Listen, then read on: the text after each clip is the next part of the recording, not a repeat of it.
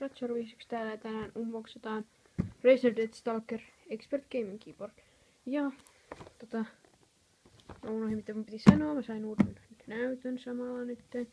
Mutta mulla oli jostain parinkympin päästä, että mulla olisi ollut rahaa, mutta sit vanhemmat antoi loput maksin, mä sain tän jo nytten.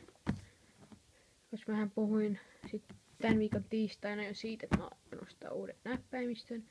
No, tässä nyt se onkin ja mä en malta odottaa, että pääsin tähän vähän enemmän niinku kiinni tai mitäs vois sanoakaan.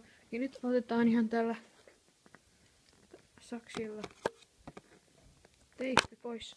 Sori, mä en saa tätä kuvattua. Tällä se sais.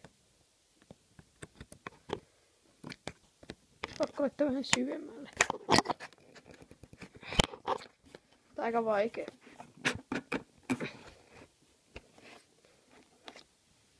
No näköjään pakko sitten ottaa teipit pois. Tää on sentään hyvää teippiä. Noniin, nyt tää on avattu. Sori, että ei näy hirveän mitään nyt. Okei, hetkäs. Tää on takakansi. Otais tälleen päin nyt. Täältä saa auki nyt ton. Nyt pystyy vetää ton. Sori. Ui, no. Näin. Sori tästä. No nyt me ollaan tässä vaiheessa. Nyt niin, että mä en oo pitkä aikaa unboxannut tällaista Ratcherin näppäimistöä.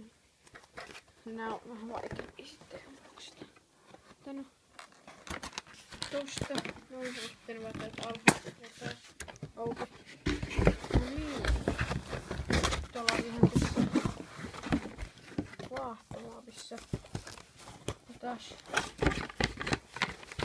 nyt näppäimistä pois jo. Ekaksi tutustutaan vähän näihin niinku viime viikossa. Elikkäs Welcome to Team Razer. Jotain. Joo. No, mitäs täältä näet kaikki pois. Pitää saada pois täältä. Mä oon oottanut pitkään, että pystyn sitten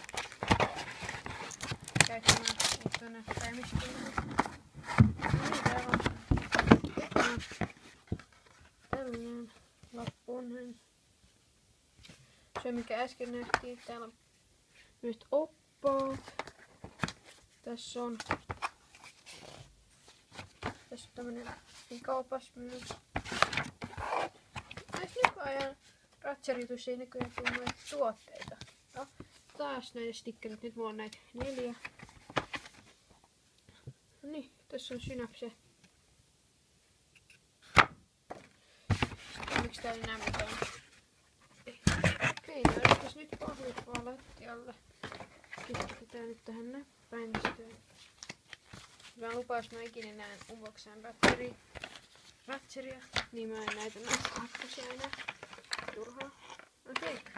Mikäs nyt pesuttaa vaahtomuovi tuolta noin. Tosta noin. Oi, sori, vähän väärä. Kankuvasin. Ui. Täältä näyttää näköjään nää. Että näyttäis mitään. Tää on kyllä ihan uskomatonta. Ottakas. Tästä tulee tämmönen ääni.